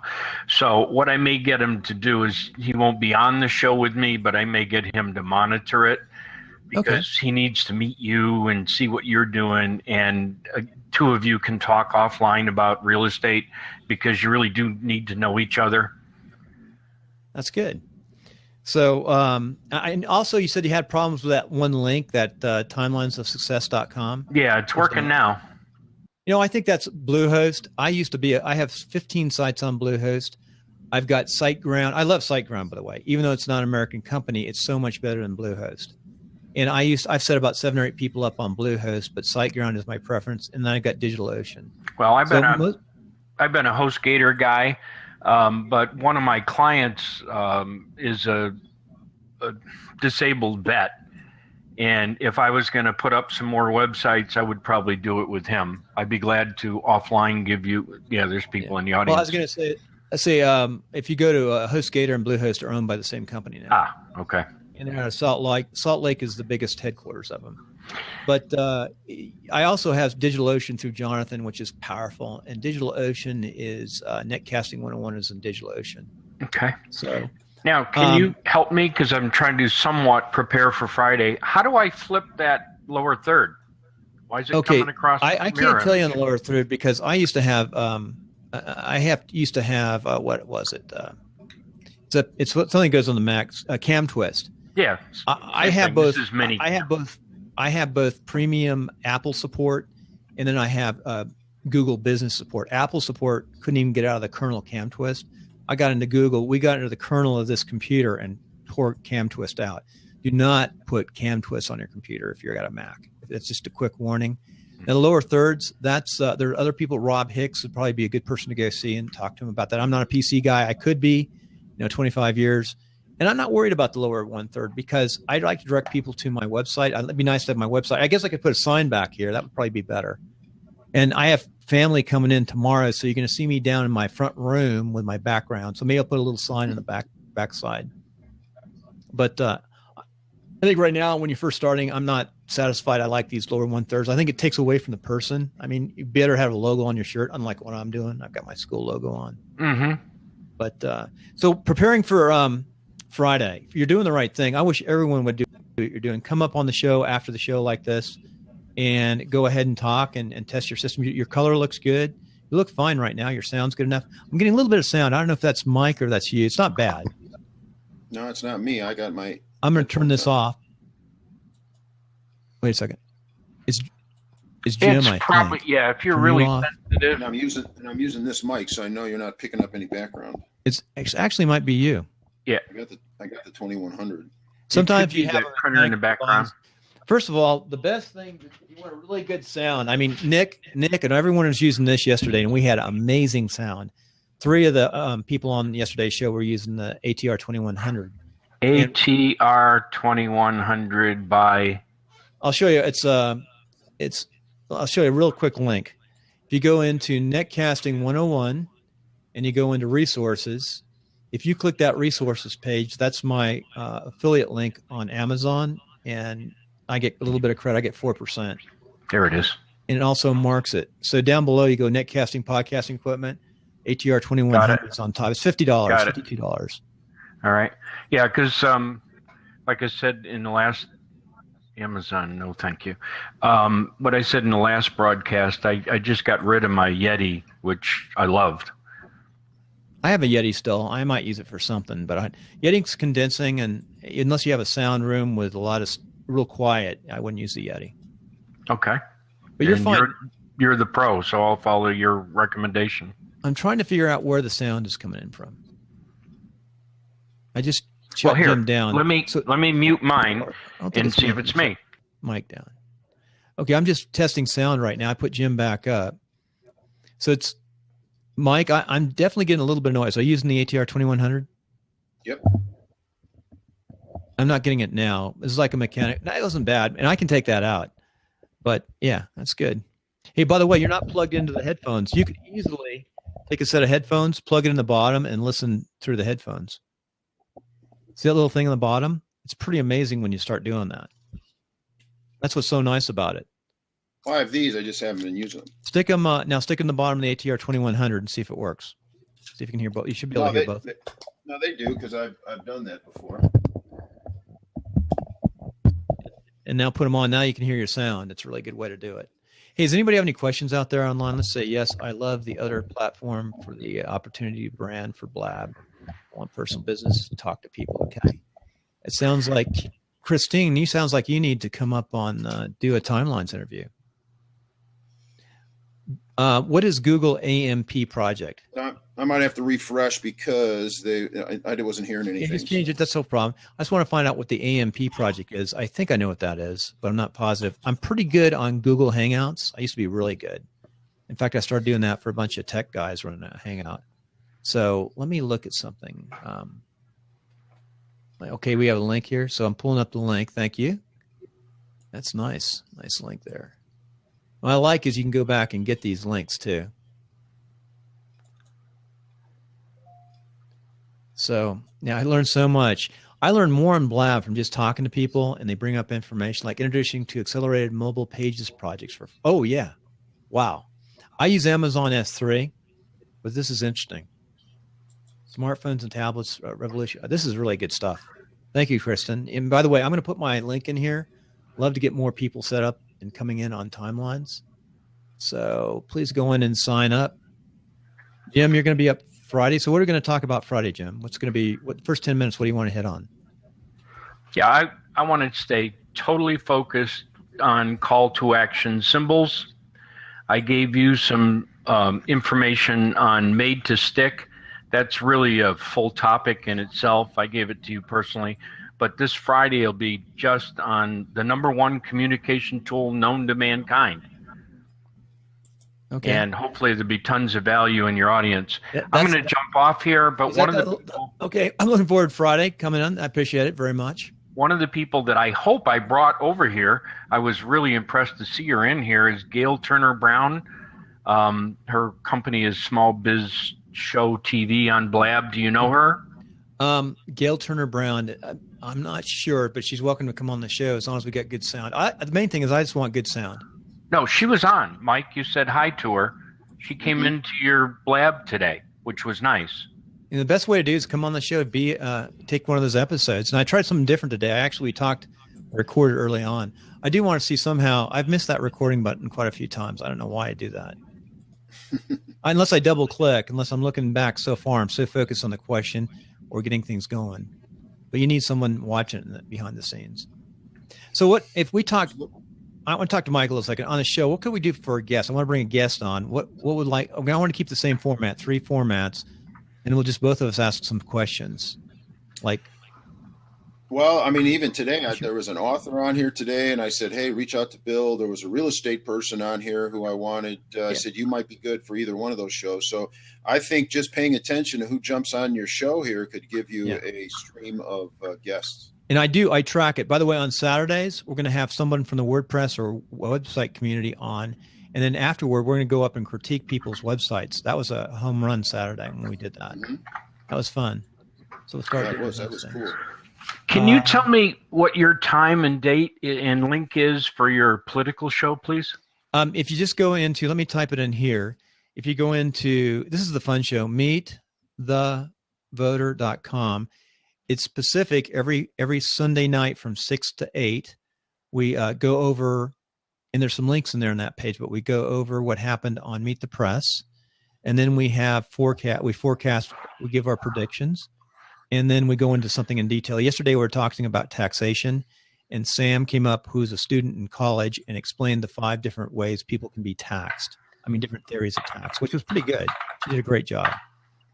So I think I'll have Sam come up and talk about incarceration, since she knows that stuff inside and out next week. If I got to figure out what's going on. But you know what's really weird is no politicians have figured out how to use this platform yet, which I think is crazy. Now, Bill, did you see? I caught a couple of blabs that were community related, and I didn't know if you opened any of those up. No, I saw those. That's starting to happen. The community blabs, real estate agents could do that in their community. As somebody who has a restaurant could do a blab and hook it into a website. Mm-hmm. That's no brainer. Too simple. Yeah, I was starting to catch some of those. So, yeah, I sent you over those links. I didn't know if we saw them. So start thinking and taking a day. And that's a nice way for you to transition. You'll be on iTunes for a while until you get your own show or whatever you want to do. But we'll figure out some kind of little good show. And I'm going to keep it going 7 days a week at 9 o'clock. But Mike was the first person to really approach me on this concept and idea. We wanted to do it somewhere. Maybe if you hit more insurance people about different types of insurance and how they make a living and how it's changing. Get some insurance people up, maybe some people from your local community or city who can talk. Well, that'd be interesting because they said that we're getting less of, there's probably less insurance type people than there are real estate people. So, yeah. So we'll see. That's interesting. So we got somebody who's probably new, Chase. Let's see how many days Chase has been on. Brand new. We'll let Chase come up. It's fun to have new people up. Audio only. It's pretty good that they're trying to come up. Yeah, been on for 2 days. Yeah, poor integer. So they're not getting good contact. It might be around the world, and they dropped off. So I think I'm going to, we got some great people up there. Love to have, you know what? I recognize a lot of folks. Hi, Kelly. She's just on and off. Like to see them come up on the show. But we had 141 people drop in today. That's kind of nice. No, there were a lot of great people on today. We really took off this morning. Do you see how many people came on right away? Yeah. Was it the title or what? Absolutely. What do you think? Look at the title. Yeah, I mean, I don't know. So I took it, and it, it just maybe reflects the fact that Jim, you got to mute because you're making too much. Jim, I'm going to mute you, or I can mute him here too. Yes. That there were too many. That net new Ace, so maybe it's a good reflection on Ace. Ace got 12,000. I think it's huge. Yeah. It worked. Have you ever got that many? No, I don't think I've seen 5 digits yet. So. Props. He got 10,000 props. I thought that was cool. We need to make 100,000 props one of these days. Get enough people. Well, I'll be on tomorrow. Let me tell you who's coming up tomorrow. Let me look at my calendar. Really, this is starting to work. You know, folks, this is definitely starting to work. I'm starting to see the numbers, starting to see some good things happen. I've got some big announcements coming politically too. Getting closer every day. And Bill, why don't you put your contact information? Anybody you guys that are listening on here, if you think you have something of value and like to be interviewed here on this platform, put your information in, and we'll reach out to you and The only thing I ask before is when you sign up is you come and watch a show and come up on the backside and introduce yourself to me before. I can't tell you, because I'm in the podcast community, how many people have come up and never done netcast or never done a Blab before. Ace did well today. Or maybe even been interviewed before. Well, they've been interviewed. The people who do podcasts, Ace has been interviewed 100 times. No, I'm not speaking to him. I'm just saying, sometimes it's their first time. But and it's pretty easy. Yeah, you get a good mic and systems. You got to go ahead up and log in there. But I would introduce yourself, and then practice a little bit before you come up on your show, so you can practice. Like right now, you can practice. And it's an easy show. We'll just talk about you, a little bit about your background, what you do, and then we'll talk about your life and success principles. And we'll ask the person, get a little commercial and how we can get a hold of you. And that's the show. A nice, simple format. And then we blab afterward, blab before, blab afterwards. So it works out well. And folks, I can speak on what Bill is saying, because that's how it's worked out for me. By me engaging in other people's blabs, it's opened the door for a lot of opportunities. And now people see your name, they see your logo. They're more apt to let you come into their blab and share your information, and you start to become a valuable asset. I need to work on branding. And if you have a website, come up on Saturday morning, on the Blab Saturday morning. We'll review your website, because we've got some really good WordPress people that come up on Saturday morning. So, and Jonathan, of course. I do 2 other shows I'm going to start cutting back on. I'm only going to do the 9 o'clock show, but I'll always do WP Tonic, whatever time that is. We're going to talk to Jonathan about trying to do WP Tonic on this 9 o'clock slot. So we put it in 2 different locations. But it's been number 2 WordPress show in iTunes. So it's introduced me to some pretty amazing people. You know what I did yesterday? We got like 50 people who well-known and I sent out in their personal emails. I sent the link to them for yesterday's show just to make contact. Mm-hmm. These are programmers. They don't like to be bothered by anybody. One guy came back, you sent this to me. Yeah, I wanted you to sort of like get out of your cocoon and go watch the show and listen, because it was a pretty good show about programming. I think only the programmers want to listen to it. They just want to be in the only light they want to see is the one that's coming off their computer screen. Yeah, and they need that focus. That's so true. Yeah. So, well, I went over 10:30. 10:30 is my target every day. We seldom ever make it. We sort of go over 10:30. Jim, thanks for coming on. Mike, thank you for the help. I'm going to try to edit this real fast, because I got so much to do. Yeah, let's get the taxes. I'm going to jump off. Yeah, because I mean, just because of this, I have an interview that's going to be on Google Plus because of something that's happened to me on Blab here. So, but and he's supposed to give me a call here on the top of the hour here, so like in 10 minutes. So. Hey, would you like to do? I'm trying to think. Let me look at my schedule and we'll try to figure out what day. I got to talk to Jonathan right away. We've been trying to do Zoom because maybe you and I will do the real estate and the finances together, and real estate, mortgage, finance people. Okay. And we'll ask them the basic timeline question. I'll bring you on as the expert, and I'll be the real estate expert. You're the insurance expert, and maybe get a mortgage guy on there too. Yeah. We could be talking. If we had a mortgage guy, we could bring a mortgage person on too, and then we could have a guest being that real estate agent. That'd be cool. Well, we got Jason. I think it's Jason Bates. I don't know. Have you interviewed him? I don't think so. Yeah, he's in Arizona. He's over there in Arizona, so he's your neighbor. No, really easy way to do this. Code Jason, Jason, and you put it on Timelines.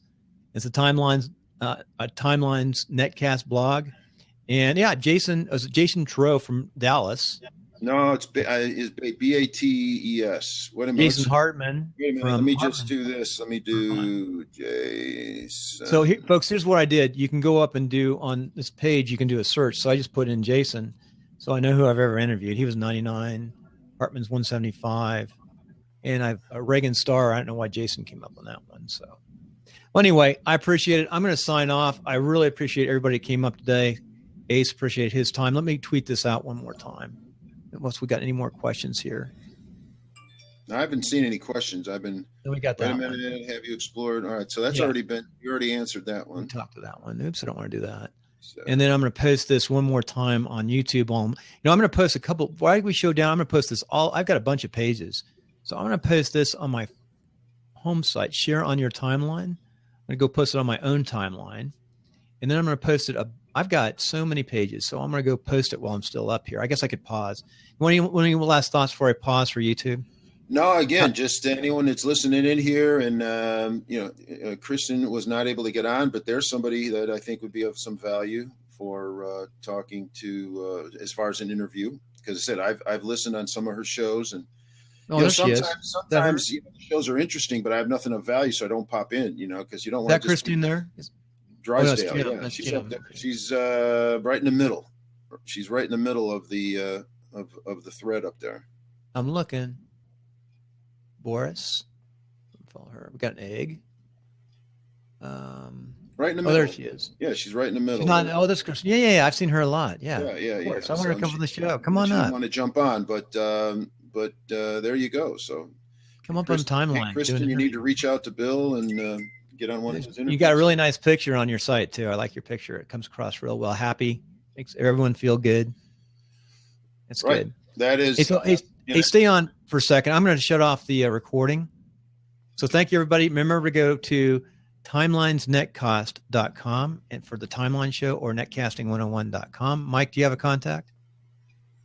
Any webpage you want to put out? No, they can put out your webpage so they can get it. My webpage, my insurance page. Okay. Just tell the people to lead. Yeah. Drop it in there. Yeah. And then, just again, I know many people may be apprehensive, but, I still see some eggs. I still see some logos. If you want to really get yourself noticed on Blab, you need to have a real profile picture. You need to have some real content in your Twitter as well as in your Blab profile, because that's what the people that are running the shows are going to check. As we're doing a show and we see people that are up there, we're scrolling over and seeing who these people are that are on here. Yeah. Because you do get some trollers, you do get some creepers, and we want to have a show of value. So. And I really appreciate the help, Mike. I'm going to give you credit for being the engineer on this show today. If you want to come up, I'll give you the engineering slot right now. When we get filthy, when we start making $10 million a month, I'll give you a little bit of money. Yeah. Well, then if I do that, I'll have to figure out. So I'm going to have to start wearing the headphones. So I look more. We'll get there. I look more engineerish, but.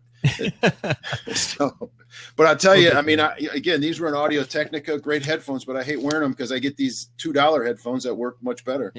I got these $15 ones offline. I just stick one side like that. And I really like, very comfortable. They don't squeeze it works really well. Yeah, this was I started kind of doing that, but yeah, I got this one. As a matter of fact, these were my Chicago Bear headphones that I think I got in my Christmas stocking that I've been using that work great.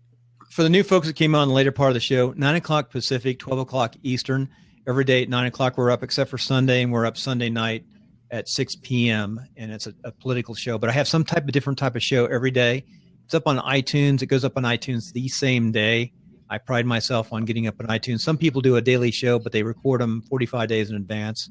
So we get up every day. Very seldom do I have a repeat show on iTunes or an older show. We keep saying it's a final, but I think, I don't know if Kristen, if you have I don't know if you have a regular show, but if you do, put the link up there so you get a little publicity for that. So I didn't know if you were guests on shows where I've seen you or if you actually had one. So if you have a Blab, put the link up there, or kind of the next time you're going to be on so people can follow you as well. Hey, Mike, I'm going to put one little nugget. You'll only find it here on the YouTube version and the Blab version at the end. I'm going to talk for the next 2 or 3 minutes. I just thought I'd say this. My background is I was 9 years active duty, got out, design, build, construction. Did pretty well early on in my design, build, construction days. Was asked to run for office. Got the nomination, ran for Congress against a guy named Gary Condit, who later got in trouble. I really should have won that campaign. I was in my 30s, and I actually campaigned too hard. And I'm a Republican. I was a safe Republican seat. Gary Condit was a blue dog Democrat. John Kasich actually helped Gary Condit out because he wanted his vote, needed a deal. But the Republican Party actually backed me on that cycle. So it was a really interesting run. But I worked for a year, took a year out and ran. Never do that again, a year in my life. So later on, I got elected city council, vice mayor of a city, 200,000. War broke out. And that was the end of my design build company. My wife built up a fairly robust real estate company. I helped her with that when I wasn't deployed. Went back in and finished my active duty. Then I went to a whole new town, Reno, from California, because I love it here, the backside of Sierras. My family is originally from the east side of the Sierras in the 1800s. So that said, I'm going to probably run for office again. And people may not think it's a serious run, but I want to prove that we can make a difference on Blab. And I'll tell you about what that office is down the road. But I'll follow all the laws. The laws really haven't been written in this platform, the political laws. So it'll be interesting to see what happens. I'm really amazed that no other politicians have tried to use this platform. That said, I'm not going full time on this race because I have to make a living. I got 2 girls who are 13 and 15 now. I've got a retirement from the military. We moved to a whole new city, so my wife walked away from a very major income, and she's having to rebuild. So I'll do it. I'm pretty good at campaigning. I was really active. We had a marketing company in the 90s, later on in the 90s, helping people get elected. So it's sort of a passion, but Mike knows about it. There's only about 5 people know about that intent. So I'll tell you what that office is at a later date. I think it'll be fun, Mike. No one else has done an online race like this, I don't think, on Blab. Have you know anybody doing it on? Well, I said I've sent a couple of those links over to you, and I'm seeing that slowly but surely. So I think it's only going to grow, but it just depends on who these particular politicians have as their advisors and how connected they are, which is silly because enough has been said about how Obama used it. Enough has been said how and just that alone, people would say, hey, Obama raised a ton of money and had huge internet exposure. I think we need to look at this because you know what, he won. Yeah, I'm gonna do the same thing, set up a really inexpensive site online. And I don't expect somebody who doesn't believe in what I believe. And I'm a libertarian Republican. Small government, freedom and liberty is so important. I do believe in government, of course, but I just don't want a big, overwhelming, expensive government like we have today. And that's my main point, because it's $3.4 trillion. But that's another story. And I'm only going to talk about this race right now at the very end of the show. And I'm not even going to talk about it outside the show, except for a very close little group of people. I want to see how many people actually listen and pay attention. What do you think? No, hey, I think it's a good test. It's right at the end, see if anybody's paying attention. So yeah, it'll be kind of fun. What's to say? I see something. Oh yeah, that's Jim. He's talking about getting in touch, folks. Jim, you know it now. And Mike, you've known about this a week or two? Did I tell you about this run? Yep. There's only 5 people today. There's one guy down in Arizona who's like ancient, who worked for Reagan, who's a friend of mine, and he was very active in California. He worked for Reagan when Reagan was governor, of course, and he's the administrative assistant and had some other jobs